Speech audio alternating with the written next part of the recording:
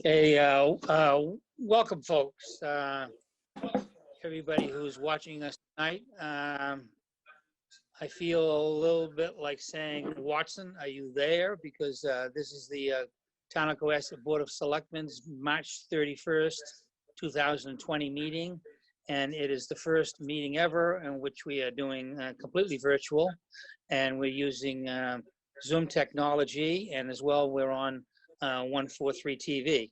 So this is a very new experience for us all, and we've been using this technology to enhance communications throughout the town, and we're going to do it even further so that we can have more and more governmental meetings and keep everything going very well for the community. So, and it's going very good, excellent so far. It'll get even better. So welcome to this new world. And I'll begin the meeting with a roll call, beginning with Diane Kennedy. Diane Kennedy here. Paul Schubert here. Kevin McCarthy here. Carrie Thompson here. Jack Creighton here. Okay. Excellent. And with that, I'd like to invite everybody to do, as we usually do, the Pledge of Allegiance, and there's a flag right behind me, which we can use. So I would invite everybody in the community and at the meeting to join in on it. So I pledge allegiance to the flag, To the flag States of of the America, United States of America, and the and republic to the republic for which it stands, one nation, under God, indivisible, and justice, and justice for all. for all. Very good. We'll begin the meeting with an update. As you know, we have been in a public emergency for a couple of weeks at least now, in concert with the state's declaration of public emergency. And we're fortunate enough because they have incredibly busy schedules and are working many, many hours, both the individuals we're about to introduce, as well as their entire organizations, which we're much appreciative of. And so we're going to now have the report on an update on the status of the public emergency in Cohasset. And the speakers will be Chief Robert Sylvia, Chief William Quigley, and the Emergency Management Director, Glenn Pratt. So whichever individual wishes to commence speaking may.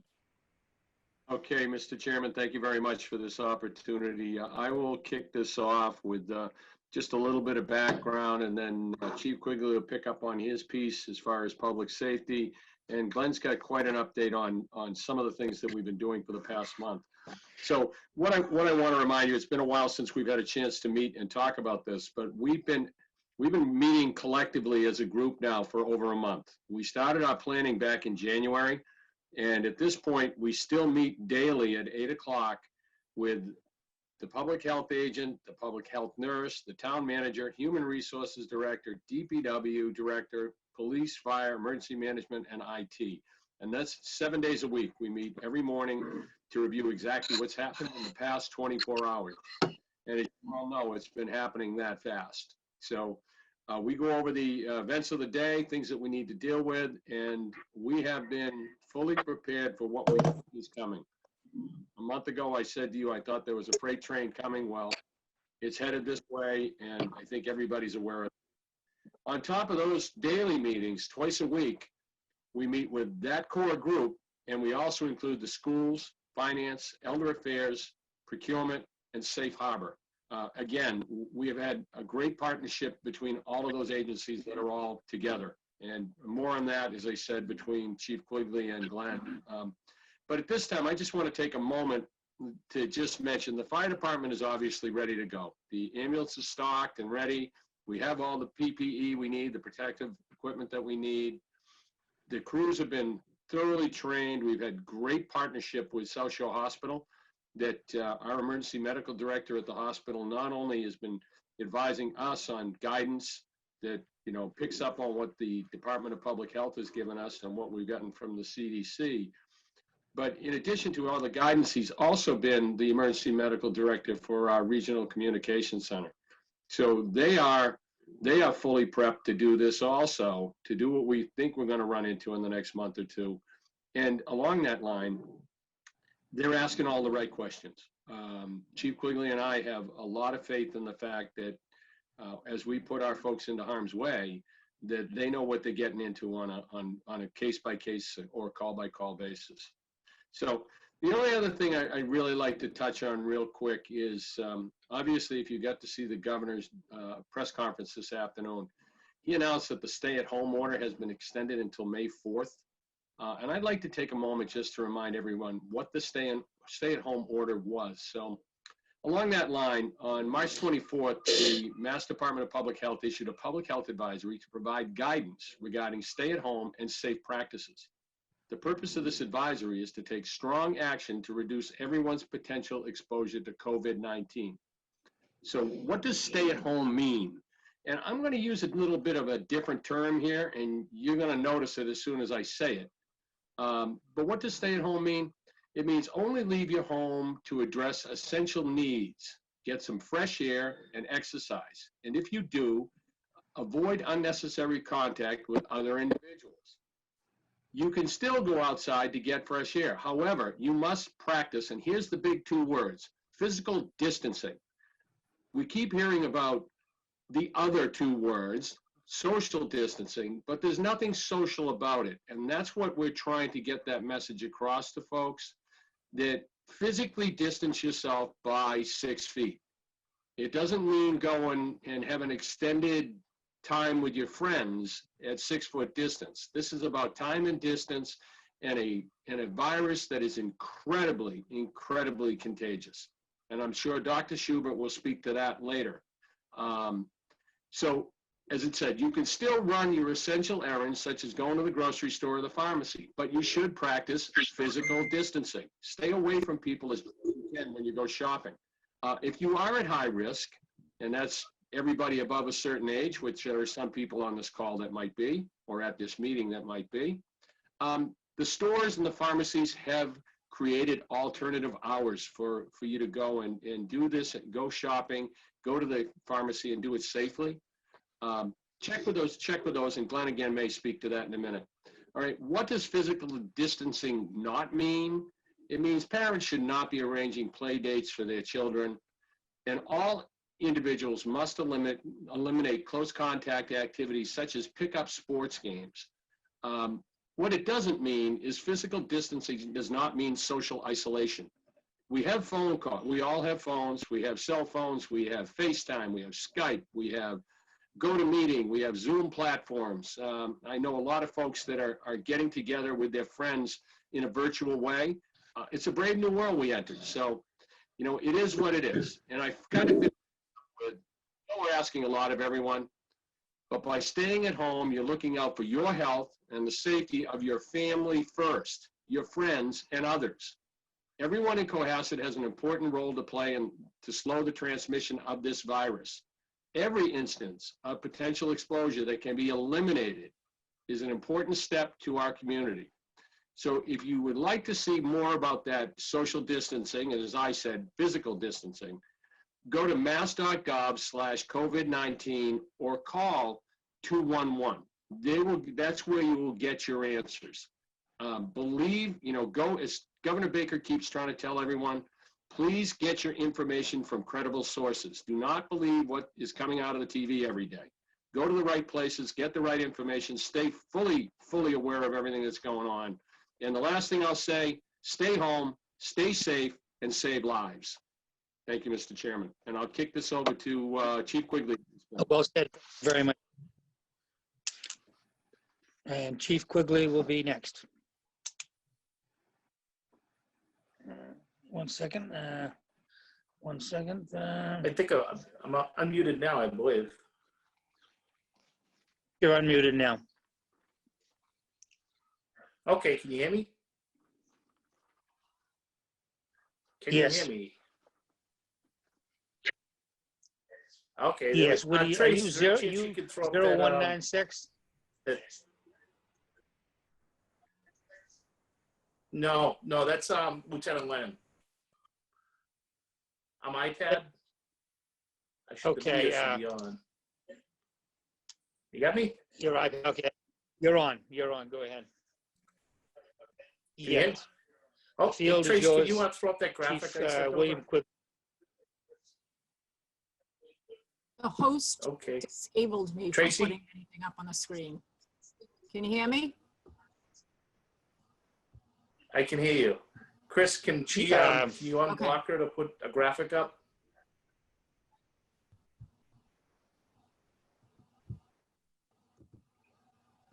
I should be able to do it now.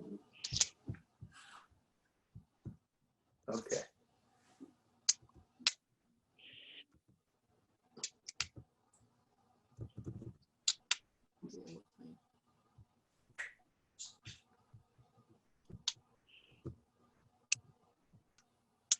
I can hear you. Mr. Chair. Oh, okay. Can you hear So me? this incident with yep, I got you. So with there we go. So you just had it. It was just there. All right, the elusive graphic. But at any rate, we divided this incident as far as the police department goes into 4 phases.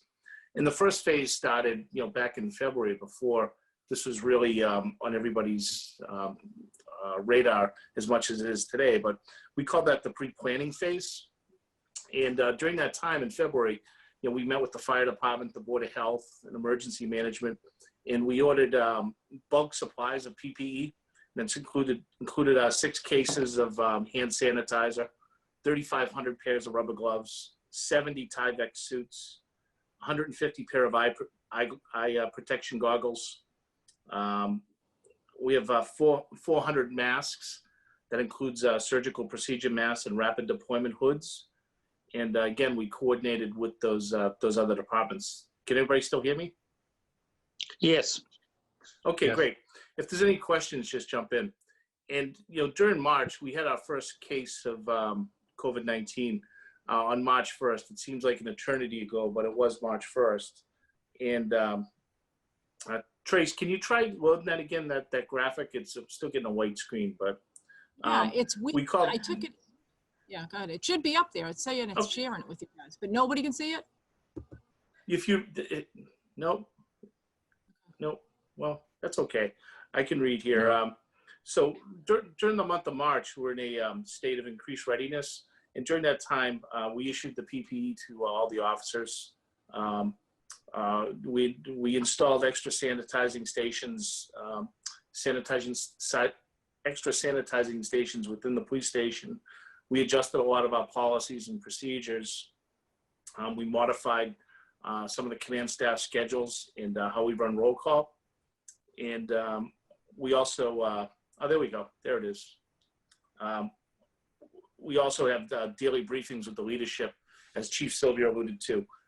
We have a daily phone call at 8 a.m. every day, 7 days a week, to make sure everybody's on the same page. And then we're in the yellow column right there. And we've also, at the department during March, during this increased readiness phase, we had to limit non-essential functions. And those are things like issuing new gun permits, some of the licenses, solicitor licenses, and things like that. And that's been put on hold till the state of emergency has been brought under control pursuant to the governor's order. So, tomorrow, April 1st, we'll be entering the 3rd phase of this operation, and that'll be the emergency operation. And we have a plan in place. We're not ready to do it yet, but there is a plan in place to transition to 12-hour shifts if we have to do that, if we end up with officers getting sick or ill. And, thankfully, everybody's healthy right now. We have contingency plans that we've worked out with emergency management for food and temporary housing for officers if we have to keep people at work. We're taking all low priority calls that we receive via, we're doing it via telephone as opposed to responding to people's homes. We have the ability to put the detectives in the SRO into the patrol force. We can weave them in at any time if we need the manpower, or we can put them where we need to put them in an emergency. The command staff has been keeping separate from one another. And we've also, most importantly, we have a plan for continuing of operations of the Shrek. So if the dispatch is, if the Shrek building in Hingham becomes infected or goes down, we can transition a dispatcher to handle the Cohasset calls and issues to the Emergency Operations Center, which is, as you know, below the Day Hill School. Are there any questions so far? Let me just see if anybody's got their hand up. No, we seem to be okay so far. Go ahead, you can continue on the Okay. recovery And portion. then, sure, the final phase, and hopefully that happens in May, is the recovery phase. And you can see that, during that phase, we take steps to prepare an after actions report to figure out what went right, what went wrong during this incident. Also replace, the PPE that we've used, and also, do a deep clean of the station and, get back to normal operations. So that's just a quick overview how the police department at least has broken this up into 4 phases and how we plan on operating throughout this. But, just to reiterate, everybody's healthy right now. We're well supplied, and everything is under control. If someone calls 911, we're coming. It's again, we're in good shape. Okay, Chief, quickly. Any questions? I'm looking on my board here. I don't see any flags risen. So if that's nobody's hands up. So if that's the case, then what we'll do is go over now to the Emergency Management Director, Glenn Pratt. Glenn? Thank you, Mr. Chairman. As many of you know, the main function of emergency management in an incident response is to coordinate and facilitate the all the different departments and all the resources that are needed. So I'd like to just go through quickly what is happening with the different departments. The school department, which has their own world of following the new education requirements and what they have to do with their student population, has been a tremendous help for us. We are taking advantage of their food service for the meals that need to go out to seniors. They've made their bus drivers available to help with driving senior vans and other things that need to be done for the senior center. Their custodians have been available, and they have been just a tremendous partner in spite of the day-to-day business of educating the kids that they have going on virtually. The Council on Aging, the senior center, has their arms totally around the at-risk and senior population. They have a working relationship with the schools so that their feeding and food is picked up on a routine basis. They have help from the bus drivers driving their vans and delivery. They are the liaison to the food pantry in town. That's working out very well. They also have a great partner in the Social Service League who has been standing behind them in just about any request they have to help seniors. The other department that's running it essentially half staff is DPW facilities. They split their staffs a couple of weeks ago so that there would be a situation where they could have the entire staff contaminated and everybody would be out and nothing would be happening. So they're working split shifts, week off, week on. Some of the school custodians are covering some of their work on the weekends. And so they're doing their regular work and they're doing the daily sanitizing of many of the town buildings. The schools are closed, so that's not happening there. But the other town buildings all have a sanitizing routine that goes on every day. And they're reacting to and responding to some of the requests and some of the needs that we turn up in our 8 o'clock meeting every morning. So they're doing a little bit of their regular work, but probably not much. The other group, we call it the community services departments, recreation, library, safe harbors. They are just terrific. They're full of ideas about how to keep people busy and social media content and outreach. And so they're doing terrific. One of the big initiatives that's Chris and IT have been working on is to keep the town government operations running, keep the town hall employees out of town hall and working. The buzzword these days is working from home, but it turns out that it's easier said than done, but they've been making great progress on that. And thanks in large part to Ron Menard and his IT group. They're turning all sorts of miracles, it seems. They've been responsible for a lot of this virtual meeting like we're doing now, upgrading equipment, upgrading firewalls, upgrading switches, trying to get their hands on new laptops and Chromebooks and things for the school. So they've been doing a fabulous job. Chris probably can tell you more about what's happening with government operations as far as relating to town hall. The other great partners in town, we think, the two supermarkets, Stop and Shop and Shaw's.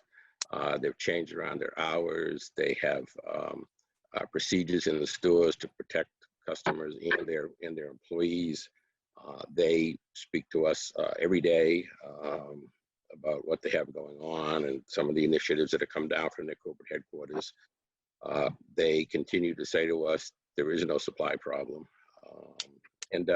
So we're happy about what's happening with the supermarkets. We have been collecting new volunteers. People have been stepping forward to volunteer. We set up a volunteer page on the town website. 30 people have stepped forward there, including some nurses and physicians. 14 people have stepped forward through the emergency management website to sign up for our CERT team, which is interesting. And the senior center has picked up another 20 or so volunteers on top of the 100 that they normally have on board. So we have been in touch with everyone who's volunteered. Told them that we would be in touch with them when an opportunity came up that they could be helpful with. And in fact, about 7 people have been, passed out to different departments to help. We have, in emergency management, have been the coordinator on a lot of the information that goes up on social media over the last week or so. Some of the daily message has been a video clip. So we've been filming and editing those, as has Don Royne at 143 TV. I am in contact every day with MEMA, Mass Emergency Management Agency. They have certain informational data gathering information they get from us, and they're also reaching out saying, what do you need? What do you need? So very good relationship with them. In that same realm, FEMA has had, since March 13th, FEMA has had a what's called a portal open for this disaster. So we've been signed in and we've been gathering information. It most likely will be many months before anything comes to fruition from FEMA aid. However, we are putting our data in as we go. Department heads send all of their expenses that may be related to this incident to me. I coordinate it and it goes into the FEMA portal. So that's working. We have consolidated all of our supplies from all the different departments, so we know what we have, as the chief was saying, for personal protective equipment, what we have for cleaning and sanitizing materials. So that is all inventoried. We know where it is. Much of it has been consolidated and locked up at the EOC so that we get our hands on it quickly. And each department is working a little bit, but Michelle Leary and purchasing at town hall has been working every single day trying to turn up materials. Now you hear news all the time how difficult it is to get it, and the fact that everybody in the world is looking for the same stuff. That is true, but we have been plugging away and adding to our inventory every day. So I think that as far as cooperation and being able to respond, we're in pretty good shape, and would be interested in answering any questions. Thank you. Yeah, I'm looking at my list here to see if there's any hands that are up. And I'm not seeing any. Could you address how? Actually, my hand's up. Oh, I didn't see it. Okay. Go ahead, Paul. So I just want to reiterate from the 3 ahead of me that were speaking regards to the virus is currently now, it's in the community. So You may have read a few articles in the Boston Globe about healthcare workers being exposed, but also being positive. Some of these and many of these are through the community, and it's not through direct contact at, let's say, at work, in the hospital. So just to reemphasize, it's in the community. The best way we can prevent further spread is really preventing contact. So distance, time, shielding. Be sure that you wipe everything down, that you don't shake hands, you don't spend time with someone. Use the phone, yell over the fence, wash your hands. When you go to the supermarket, you will have to go get food. Make sure you have the list, distance yourself while you're there, go through. When you come home, wipe everything down. Make sure you can do it with one person. Do it in the most efficient manner you can do. The virus is not with any other vector out there. It's not going to live on your dog. It's not going to live on the mice in the house. It's going to live in humans. So it's a novel, brand new virus and only lives in humans. So if you can, what we're doing now is mitigate. You can prevent transmission from one to the other. You will limit exposure to pretty much everyone. First responders, police, town officials, town workers, DPW, healthcare workers, and your neighbor, and your mother, and your grandparents, and your kids, to prevent it from spreading further. So just to reemphasize that. I'm done. Thank you, Paul. I see Diane Kennedy's hands up. And Diane, you're now unmuted. Please go ahead.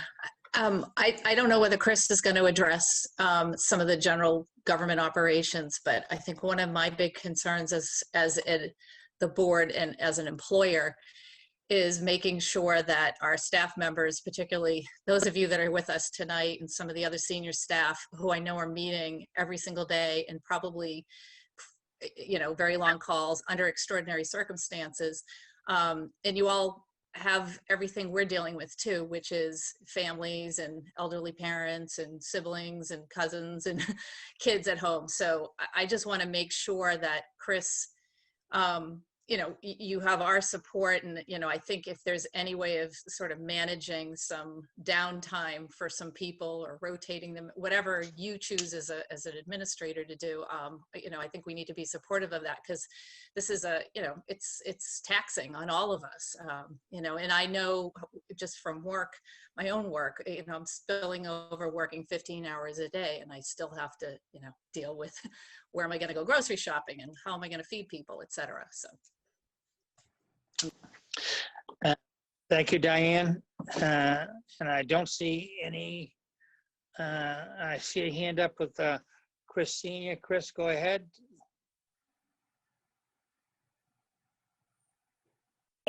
For really emphasizing. Wait, Chris. You got me? Yes. Chris, you're on. Okay, thanks, Kevin. Yes. So thank you, Paul, for reiterating all of that about the virus spread. I think it's really important, and you're on the front lines of this. And thank you, Diane, for talking about staff. We have been on calls literally every day for weeks. I think we've decided to start scaling back just a little bit. I think we've got to try to take Sundays as a somewhat day of rest. All of us are plugged in all the time. I do want to just reiterate my thanks to all the town staff, first responders, our finance team, DPW, facilities, the library staff who are working from home and keeping people plugged in on ebooks and e-lending, the folks at emergency management, elder affairs, the school department. We've done some great work. And I really, to pick up on what Glenn said, I really want to double down on thanking Ron Menard and his staff. They've taken an analog operation and they've done everything they can to make it digital, and it's not easy. The biggest single lift being making sure that we can all connect on a platform like we're doing tonight, that staff are connecting, that teachers connect with students, and they've been really moving mountains to make this happen. So I really want to thank them. At the same time as we're doing this, everyone else is too around the country. So, we're lucky we had a really strong foundation here, which has allowed us to pull a lot of this off, and we're still improvising. And we know we have a lot more to go. So I really want to thank the want to thank all of you, by the way, for your support. Every single one of you on the board who've been incredibly supportive, and everyone who's out there. Our three speakers tonight, and then everyone who's out there every day, keeping the RTF open and making sure that seniors are getting. So we are going to continue to roll out some more initiatives. I know one of the challenges we faced is making sure we protect our seniors and those who are immune compromised. We're rolling out a new option at the RTF. Fridays will be only for elders, for seniors, and for people who are immune compromised. That's going to be regular hours, but Fridays will only be for seniors and those with immune compromised situations. To protect our staff, we've had to not do face-to-face sales of blue bags. I know that's been a bit of a challenge. They are available not just at Shaw's Stop and Shop, but Fiore's gas station and Hingham Lumber. So if you have concerns about going into Shaw's Stop and Shop, Fiore's has them as well, and so does Hingham Lumber. And we are trying to improvise something to do some kind of a point of sale transaction at the RTF, but please understand that we don't want to put staff in touch with every single person in town coming into the RTF if we don't have to. We can't outfit them in suits and stuff. And they're doing the really most unsexy and most critical work, right? People have to throw away garbage. We're still taking recyclables as well. So people, please bring your recyclables. The scouts are not returning them for deposits, but we're still taking them. And we're not taking the big bulky items, nothing that requires a cash payment. So no waste, no bulky waste, no tires. We will get back to those. So hopefully somebody's not replacing multiple refrigerators at their house. We will take those again, but just not right now. So if everyone could just be a little patient with that, we're going to try to keep regular business going as much as possible. If there's any other questions for me about operations, please let me know. Okay, I'm looking to see if there's any questions. I don't see. All right, any other questions from the board or anybody on this entire section? Okay, I see Mr. Schubert's hand is up. Paul, go ahead. How was it? Paul, go ahead. You're on, Paul. One quick thing. Yeah, one quick thing. I know people want to go clean their cars in the car wash, but if you're using the vacuum cleaners there, I'm not certain that doesn't aerosolize what may be in the car or in somebody who is working on it who may be potentially COVID positive.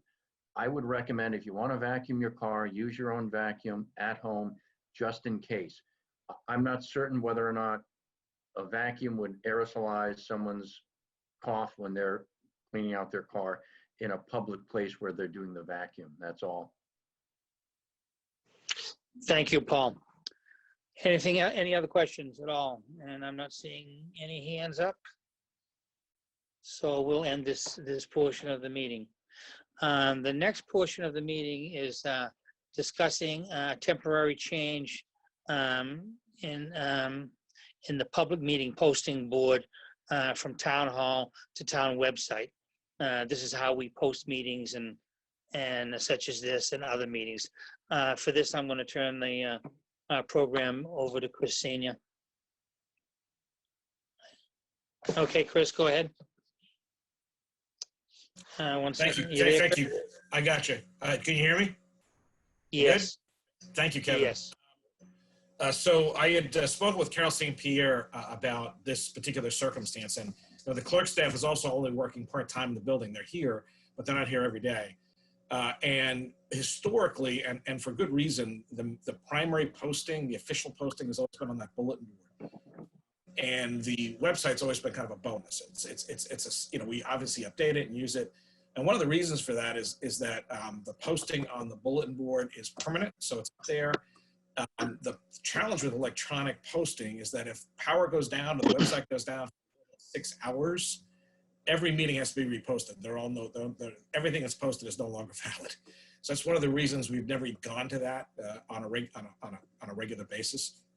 At this point, though, Carol has talked to me, and I'm going to recommend that the board adopt, only for the duration of the emergency, a replacement to make the town website the official posting location as opposed to the bulletin board. And that will allow them a little more flexibility for posting because Carol's not always physically here. We still have the 48-hour rules on all of that. But for I have to run down here every time someone tries to post a meeting, it can be a little bit of a challenge. So that's the recommendation, is that for the duration of the emergency, and the Board of Selectmen has to approve this, that the posting become the website that allows her to post meetings from home, and that once the emergency ends, it'll automatically revert back to the official posting on the. Okay, I think that's fairly clear. Are there any questions on that? I think that's fairly clear. What I'll do is entertain a motion, and it should refer to it going until the town emergency is expired, until we lift the town emergency. This would be in effect. I see Paul's gone on mute. Would you like to make that motion, Paul? I'd like to make a motion that for the time during the state of emergency authorized by the governor, that town posting for town meetings be posted on electronic board on the town website. Okay, I think Carrie Thompson, I recognize you for a second. Carrie? Carrie? Yes, I second that. Okay, the motion has been first and seconded. I'm now going to unmute everybody because it'll be easier to go through this. So everybody's on motion. The motion's been first and seconded. Any further discussion? No further discussion. We do roll call vote because we're in virtual reality here. So I'll start with Diane Kennedy. Diane Kennedy, aye. Paul? Paul Schubert, aye. Kevin McCarthy, aye. Carrie Carrie. Thompson, aye. Jack? Jack Creighton, aye. Okay, Tracy, that's unanimous and the motion has been passed. Okay, and now that takes care of that. On this next item, and I'm keeping you all open just for a moment here, involves changing the dates of the town meeting and therefore changing the dates of the town election. The way we're structured constitutionally is the town election actually is part of the town meeting. The town meeting doesn't officially end until you have the election. We can't have our town meeting at our normal time, which would be the first, I think it's the first week of May. That's too close to feasibly expect everybody to get together. So there's a proposal here. What was thrown out as a proposal was just to have the town meeting be moved to June 22nd, and then the town election then be to June 27th. And that would fall within the rules, the order that the government has given, which is allowing towns to move our elections up until anytime earlier than July 1. So that fits in with that. Now, this situation of moving this is a slight complication here is that my term as a selectman is up, I think, and Diane's term also is up. Because we're moving this town meeting, and we get paid a small stipend, essentially I believe, and Diane also would be recused from this discussion and vote on moving of the town meeting. So this would be a 3-person thing. I haven't discussed with Diane, but I assume you're aware of what I'm talking about, Diane. So that being the case, I'm going to ask Chris Senior to lead this discussion here, and then when it comes time to the motion, Paul Schubert will take over as chair, and this will be a 3-person vote. Everybody okay with that? Diane, again, I had discussed that with you. I should understand what I'm saying. Yeah, of course. Yep. Okay, so with that, I'll turn the show on this here over to the program over to Chris. Okay, thank you, Kevin. We've been working with we've been watching and monitoring what's been going on at the state. Obviously, this is unprecedented. Our fiscal year ends on June 30th, and town elections have to take place by June 30th pursuant to state law. And up until really this last week or so, we really had no clear direction as to where we were going to go with this. And after doing some consultations and trying to push this as late as possible, the best dates we can make work that push us late enough into June is the 22nd, which is the second to last Monday. And historically, our town election, again, as Kevin pointed out before, follows after the start of town meeting. And that set it for the Saturday, June 27th. Terms, by the way, naturally just continue. Unlike the president or the governor, where a term ends on January 1 or January 20th. The officials at the town level serve until the successor is elected, because the election date changes every year because town meeting moves around. So in this, pushing it off to a later date. We have consulted with council's office on this. We've talked to the moderator, and everyone seems to be good with making these dates work, and the schools, so we've cleared the date. If for whatever reason it's still problematic to get the town meeting that day, the powers of moderator has to push it back. The town election, though, can still go forward. There's going to be early voting for the town election on paper ballots. People, we're actually working through that with the clerk, and I hope to have more information soon. But likely what will happen is there'll be an opportunity for anyone to request an absentee ballot at home, and you'll be able to then mail it in. So if anyone has any concerns about coming into the auditorium, that will hopefully be obviated. I don't know how many weeks in advance that'll be. We don't know all the details. So we'll be able to have the town election on the 27th no matter what. Even if we end up in a situation like we are today, you still could have the town election. Obviously, we'd have virtual candidate forums or whatever else I've been the only part with the town election is that I have an opinion from council that I will share with all of you, and this is from Council Durence's office. Attorney Berry is the one who prepared it. That the deadlines for papers and all that can't move. So even though we can move the election to June 27th, you can't extend the deadline for either taking papers out or returning them. So that's the only piece on that. There's 2 seats that, because of the circumstances that the last few weeks.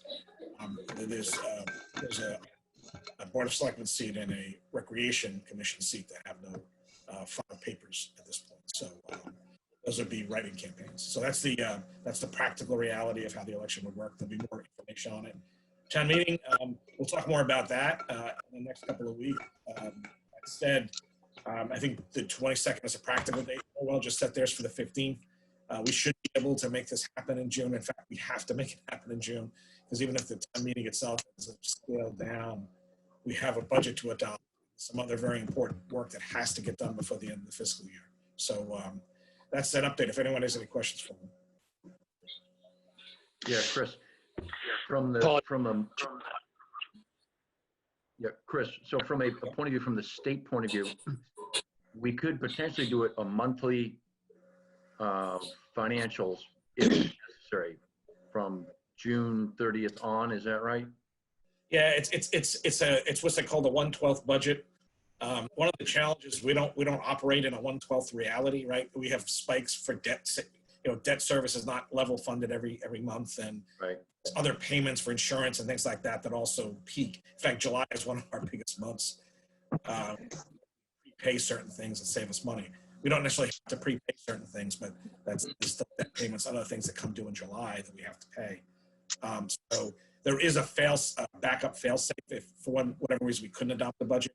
I'm hoping we won't have to get there.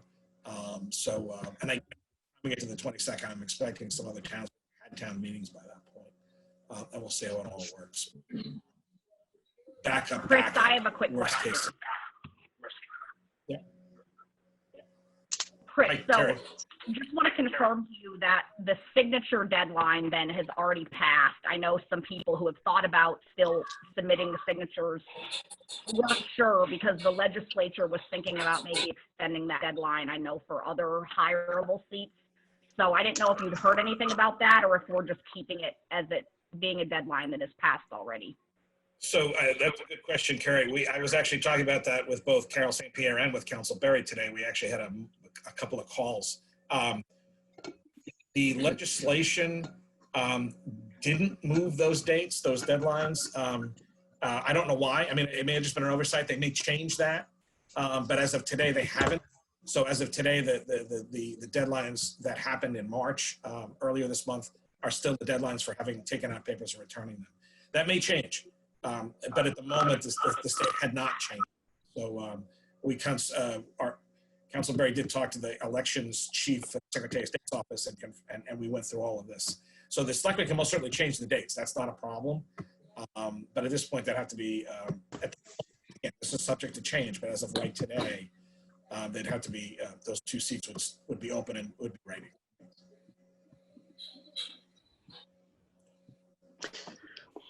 Anybody else?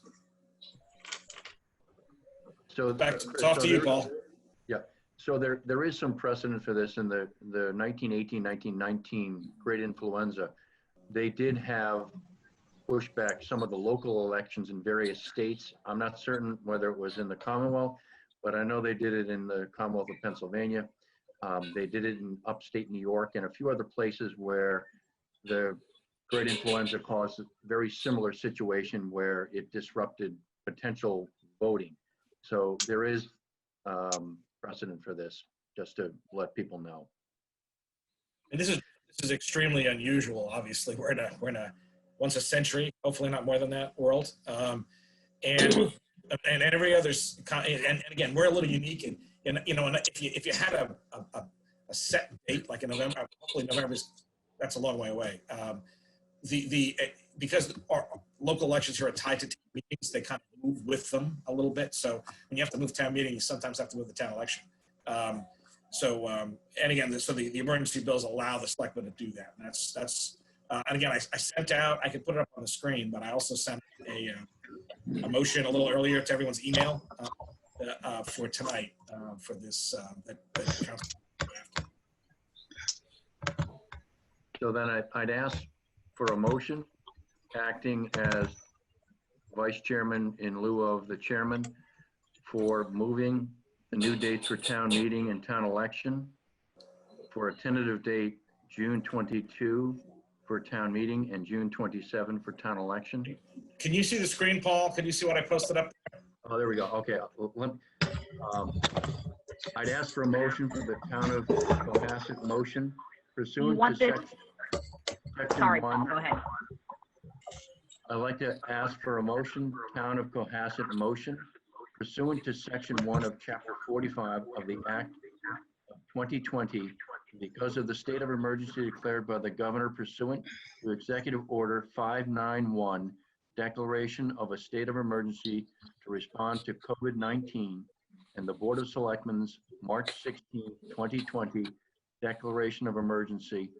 The annual town meeting scheduled for May 4, 2020 is hereby rescheduled from Monday, May 4, 2020 to Monday, June 22, 2020, and the annual town election is rescheduled from Saturday, May 9, 2020 to Saturday, June 27, 2020.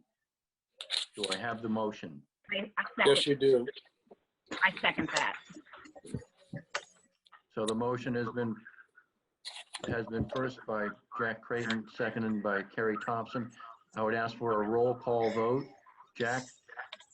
Aye. Jack Creighton, aye. Kerry? Carrie Thompson, aye. Paul Schubert, aye. There are no nays. It passes unanimously, 3-0. 2 are not voting due to conflict of interest. Kevin, I'll turn it back over to you.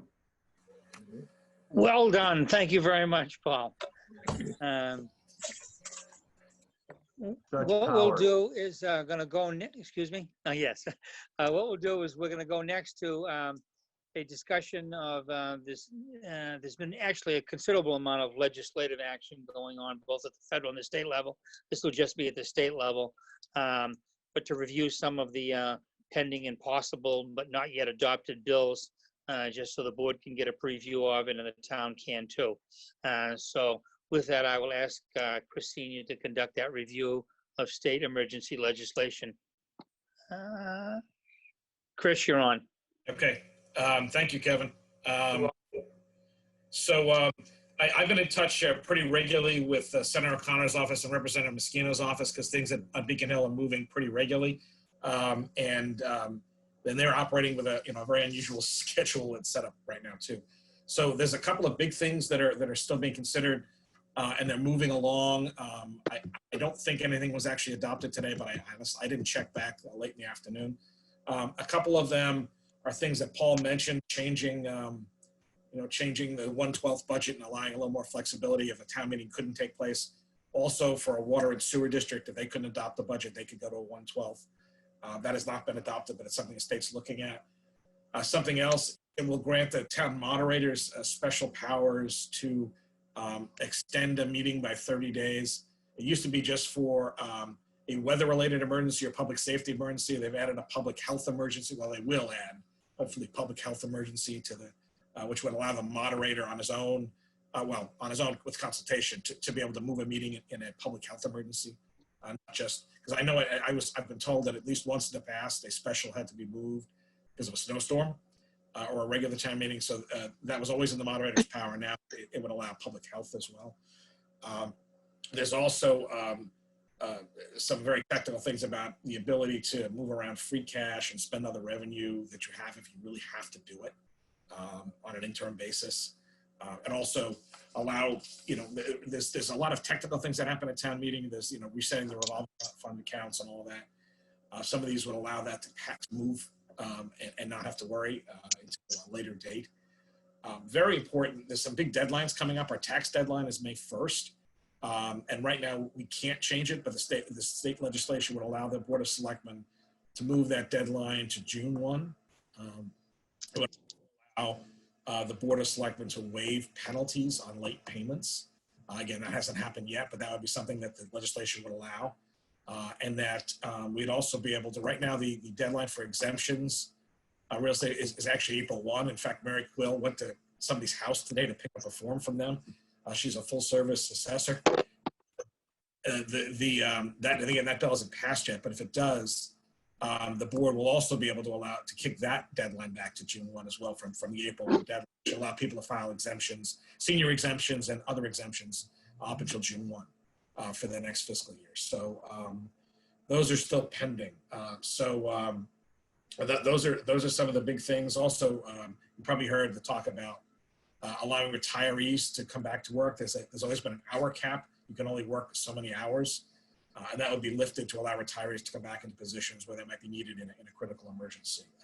That's just some of the things that have been kicking around out there. There's a number of others involving first responders and all that they're constantly looking at. So those are some of the big ones that would affect us right here. And I'm hoping that at the next board meeting, and we'll talk more about this a little bit later, but I'm going to recommend the board to get back on a regular schedule and the board meets every couple of weeks on a Tuesday. I'm hoping that by the time the board reconvenes, that the state will have taken action and we can give a list of things or recommendations, including moving the tax deadlines back and allowing a fee waiver. At the same time, we do have to be careful. The town does still have to pay its bills. So, we want to, I think pushing back a month is completely reasonable once the state grants that permission. Same thing with waiving penalties. The goal, though, is to get as much money by June 30th as possible, because that's the end of the fiscal year. So we want to make sure we close the year out in as strong shape as possible. So, and I could give a quick update on finances a little bit later if you like. So those are the big items up there on Beacon Hill. Does anyone have any questions about this or some other things they've heard about? Okay, I'm looking for hands. And I don't see any. So that being the case, thank you very much for that report. And we look forward to there being more legislation, some of which we can react to, but that's a good heads up for us in the town. The next item on the agenda, I'm going to have Chris, you can discuss this too, and then we can have a vote one way or the other. And that is relative to extending public event permit freeze that is currently in effect until May 4th, 2020. That's the proposal. Chris, could you embellish on that, please? Okay, so the governor has effectively frozen all public events. I think the board should just formally take a vote to also suspend, effectively freeze all existing permits. And there's only a couple. The Little League's already announced that they're going to move their parade. The march, the MS Walk and all is going to be moved as well. That said, I think the board should formally do that and say all events, all event permits are, are frozen or suspended. I use the word freeze, but suspended would be just as the same through May 4th. Obviously, we'll continue to review. No one's come to us with any new permits. We have some rather big events coming up in June and July. So we'll have to judge, we'll have to kind of continue to manage and watch those. I'm sure that Dr. Schubert would underscore that the worst possible thing we could do is we try to walk out of this and start to have major events right away and put lots and lots of people together. So we'll have to see how that's all going as we get into June and July, because June, there's the triathlon, there's the Arts Fest, and then of course we have the proposals for some very big celebrations. So we'll have to see what happens in April, and I think we'll revisit that. But at this point, my recommendation is that you go through May 4th and freeze all the existing permits. Okay, I have a hand up, Paul Schubert, and Kevin and Chris, I agree. This is going to be week by week, and honestly, I'm not sure what ending point we would decide saying we can open things up, but the schools are already shut down to the 4th. I think this is totally reasonable. Push it off to the 4th and then see how things pan out. If it's a mild curve or if it's a bad curve, I think we'll know in the next, probably 6 weeks. question also, thank you, Paul. Chris, do you know that once we lift the emergency, or once, say, May 4th comes about, would we have to rehear all the events again? Because there'd be new dates. Only ones that if everybody wants to reapply, they'd come in and reapply. I do think, as Paul said, we're taking this kind of on a week by week basis, and we'll have to see. At this Why point, don't we do the date we lift this, on that date there? Let's have a plan to tell people how they can reapply, or whether we're what they can do and to get new dates if they want them. Some of them they won't be able to. When we leave yes. it at that. Yeah, that's how we'll go forward. So. Yep. And looking for any other hands, of which I do not see any. So I'm going to ask for a motion on this, which is you can read it from the agenda, which is to extend the current public event permit freeze until May 4th. Someone want to make that motion, please? Paul, I see you getting ready. Oh, Diane, please. Diane. So I move that we put a freeze on all permitted events through May 4th, 2020. Second. Do I hear a second? Any discussion? Second. Okay, any discussion? I'm just looking to just make sure that anybody has anything to say. I don't see any hands. Therefore, I've unmuted everybody. I'll ask for a roll call vote. Start with Jack Creighton. Jack Creighton, aye. Carrie. Carrie Thompson, aye. Kevin McCarthy, aye.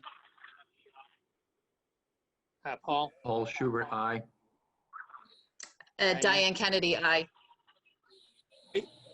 See those, that's unanimous vote. Thank you, folks, on that. 1 second.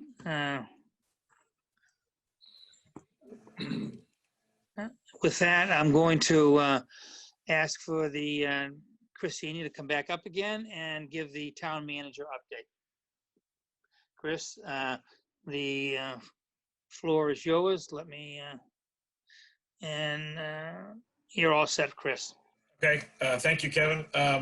So I just want to touch on a couple things. First, I want to reiterate my thanks on behalf of the town for the work that Senator O'Connor and Representative Mosquito have been doing on our behalf.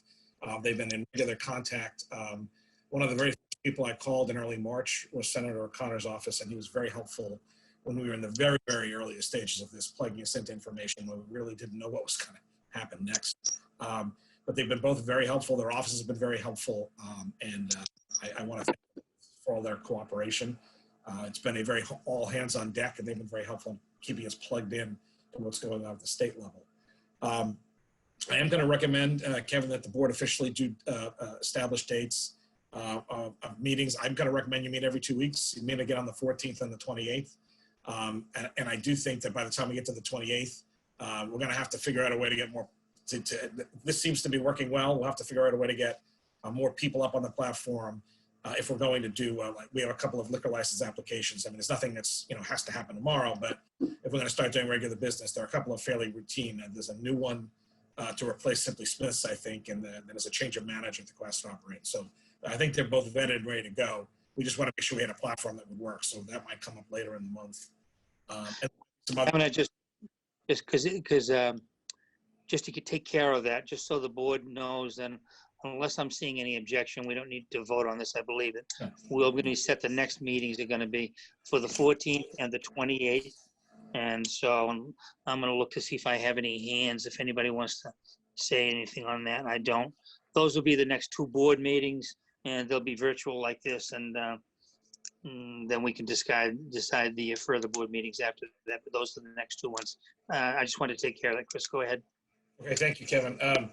I just want to let everyone know I've been meeting with the finance team as well. We've been meeting virtually, and we're meeting again on Thursday. Obviously, this has been a big, giant shock, and we've taken a real hard look at where we are. The good news is that in the short term, we seem to be okay.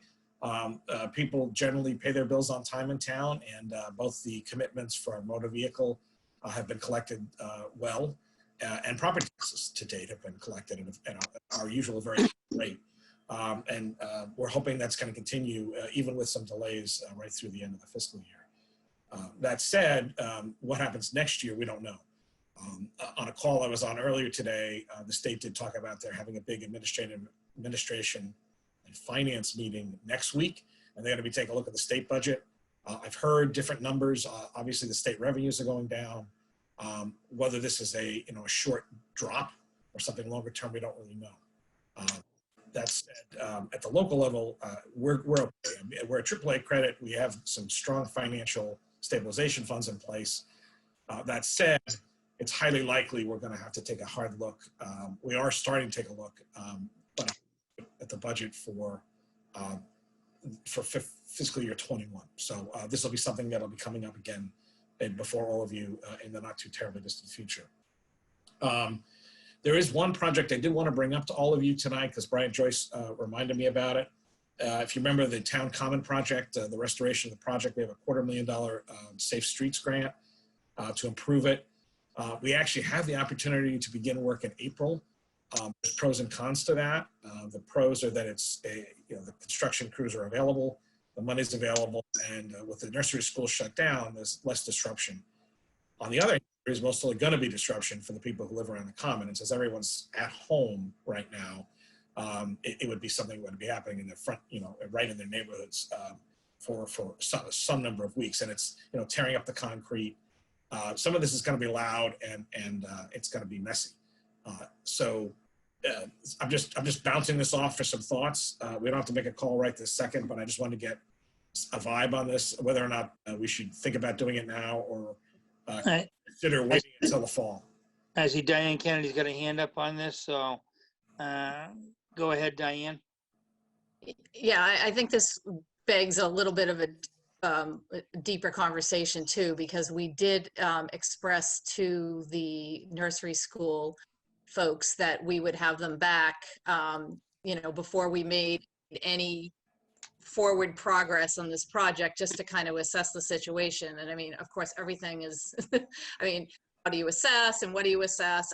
Does the grant money run up? Do we have to complete the work by a certain date? Yeah, as of right now, it does. Now, I'm hoping the state will extend it because everyone's in a pretty in the same boat. Now, the work that's been planned wouldn't. By the way, there's been some tweaks to the plan, so the curbing and all would not prohibit. If the board decided to, allow more liberal parking, it would still be possible. There's been some tweaks to the plan that would allow, it would look a lot nicer than it does today, but would also be flexible. And we haven't, as you can see, because of the weather turning in the fall, got cold fast, even though we didn't have the worst winter. We weren't able to stripe and finish some of that. I can tell you the one-ways do seem to be working. And of course, there's no churches in session right now either because of the emergency. But up until that happened, it did seem to be working better on Sundays and in general, the traffic pattern. I did have one or two residents who live up by St. Stephen's who are not particularly thrilled to have to drive around a little trip, but most other people that I talked to seem to be okay. So yeah, there is, you know, we are going to try to see if the state will extend the grant. And it's, you know, I'm just bringing it up because I don't want to make a unilateral decision here either way. And I just wanted to circulate this. And again, you don't have to, I'm not looking for a vote necessarily, but just a consensus. And if the answer is, well, let's think about this a little bit more, it's okay. And I can come back to all of you in 2 weeks. I mean, yeah, my point, just summarizing is, you know, I definitely think we should look for the extension A, but I do feel a responsibility to at least have a check-in with the community members that we promised to check in with. It's just, you know, unfortunately, we haven't been able to do anything. And part of the challenge here is that we actually haven't implemented the temporary even fix on the road. We still, I mean, by the way, I was walking the dog tender around the common before the meeting, and there were people just, you know, rolling right through, right by the common, and they were not slowing down for nothing. And there was no one around, so they weren't going to hit anything. But it's a bad habit to get into that, you know, people should slow down when they get to the village. So I do think we'd still like to try that test, you know, moving the lanes and the parking. And maybe we can get that done and without doing any of the major construction. We could just run that test because we did promise we would try that. And we haven't even done that yet. And we could, I will talk to Brian about the availability of the painting, you know, the restriping, because this would actually be a good time to do that. It's quiet. That's actually very easy to do, and we can see how it starts to work. And I will ask about an extension. I sincerely hope the state will be reasonable. Okay, Diane's hand is up. Go ahead, Diane. No, just on that point, I mean, the one interesting thing is there is a lot of heavy traffic in town because people are around.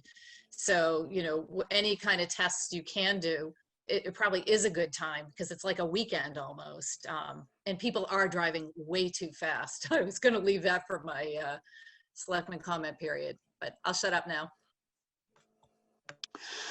I can tell you from the speed sign outside my house, you're right. So in order to get the input that Diane had noted that we would, you know, had promised to get back to them on, maybe one way to work with that is Chris, for you to somehow meet or have a conference or even a teleconference or a phone conference with whoever the relevant parties are with the school and get their input that way. And maybe that will, I mean, because, you know, they may have major points to make, or they may say, you know, whatever, they're okay with it or whatnot, but that may be a way to do that. And then also, you know, check on the availability of getting further time. But one way or the other, I don't think that we would want, you know, make sure we don't lose the opportunity to do this without the board having made that conscious decision. I think the board has made the decision, and the town, they've committed to the town essentially to do this. So don't let that go by, you know, without us knowing about it and having agreed to it, which I don't know whether we would or not. If I'm making myself clear. I looked like, by the way, Kevin, it looked like Jack was raising his hand, literally, not virtually. So you. Okay, I didn't see his hand, but Jack, wait a second. Jack, I'm gonna unmute you. I didn't see it. Jack, you're on. Okay. Yeah, I think if we have the opportunity to get this done with the least disruption, I would think Diane is correct. We should check with the nursery school. But we may find that they would say, listen, let's get this done. Let's get this done quickly with less disruption. It's a good opportunity to do that. I would check with them. If they did not have strong objections, then we should probably go forward. I think we'd like to get this done. And I am concerned about speeding, not just there, but in other parts of town. Thank you. Thank you, Jack. Okay, I'm looking for any other hands on this subject, and I don't see any. You can proceed. Anything else with the town manager update, Chris? No, I'm open to any questions, but you know, at the moment, that's what I have. Any questions on the board? I'm not. Any questions further for Chris on this? I'll just look on I don't see any. Okay, so we'll go to selectmen comments. Diane Kennedy, you want to start off? Actually, I'm going to unmute all for this. Everybody can be quiet other than who's speaking. It'll work out okay, I think. All right, go ahead, Diane.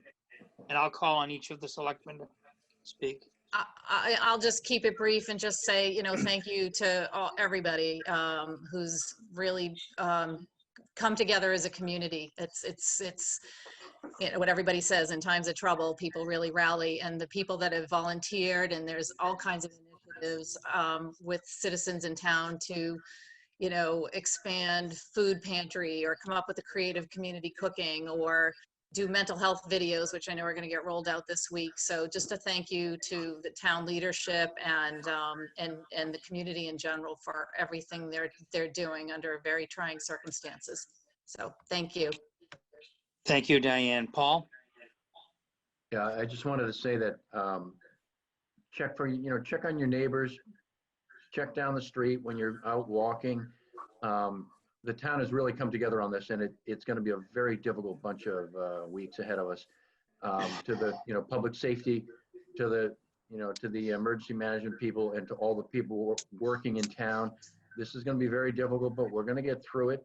And if someone can just take a look at your neighbors and anyone down the street, drop off cookies if you can. You can always drop off food and not worry that you're going to contaminate. And wash your hands and just be careful with the context. Really don't stick around in somebody's house. Don't go to a dinner party. Don't have a play date. We really have to break this chain of transmission. That's it. Thank you, Paul. Barry? In addition to, yes, hi. In addition to what Paul said, I think it's great everyone's taking time to go outside and get some fresh air. But remember that you need to stay physically distanced, especially at places like Sandy Beach. It is not okay to be congregating on the beach or in parking lots and pulling your cars next to each other. Just be aware of that. Be careful of that. We are so lucky to live in a town where we have beautiful places to go and get fresh air and take in nature, but really be careful about that. Also, a shout out to all of our small businesses and local businesses in town. I know that a lot of you all are struggling. I'm really impressed with the ingenuity and creativity that a lot of you are doing to try to still support the community. So those of us who can support our businesses by, buying gift cards and getting takeout and, just supporting them in any way possible, continue to do that. Okay. Jack? Yeah, first of all, I'd like to say we should be special. Can you hear me? Hello? Yes. Can you hear me? Yes, we can hear you. Yeah, I think we should, Yes. a special concern for our first responders. We should remember that they will run out, whether the police or fire or Board of Health, and they will, by necessity, doing their job, they will be exposed. And I think we should remember that. And I'd also like to say something. The average citizen in this town has performed heroically. They're taking care of their kids, they're taking care of their seniors, not looking for recognition, just being good citizens. And I'm very proud to be a member of the select board in Cohasset, representing people like the citizens of Cohasset who have really gone above and beyond. And I'm proud of each and every one of them. Thank you. Thank you. I'll make a comment. This is totally unexpected crisis has arisen. And Chris, a lot of this has fallen on you. Complete surprise. This is where great leadership comes forward. I think you're doing a tremendous job in your leadership of this community at this time. This is an immensely complex and difficult problem at the community, state, and federal level. And I got to say, I think you're doing a great job. I'm delighted we have you on the job doing this, and you have certainly justified a lot of the confidence that we in the community have in you. And I want to thank you for your leadership during this time. Okay. Thank you very much. You're welcome. Next item is any topics not reasonably anticipated within 48 hours. There aren't any I know of. So we're gonna go ahead and move There to, aren't any? That's remarkable. I wanted to say, I do want to say, we've ended this meeting ahead of time, which is the first time in a long That's time. remarkable. Maybe we should have been doing virtual meetings all along. Hurry up, let's adjourn, let's adjourn. So I'm going to turn this over for Chris to adjourn and turn the meeting off because he's going to take care of the technology of ending the meeting. Stay Okay, I've safe, guys. reclaimed the, Wash your hands. exactly, yes, wash your hands. I've reclaimed the host status. Thank you, Kevin. Thank you all. And we'll meet again on the 14th. Motion, Okay, need a motion to adjourn? second. Second. All those in favor say aye. Aye. Aye. Aye. Roll call, but that's okay. Diane Kennedy, aye. Paul Schubert, aye. Carrie Thompson, aye. Jack Creighton, aye. Kevin McCarthy, aye. This meeting is now adjourned. Chris, you can turn us off technologically. Will take us down. So the first all virtual meeting in Cohasset history has just completed. Good work. Okay, I'm going to end the Good meeting. work, guys.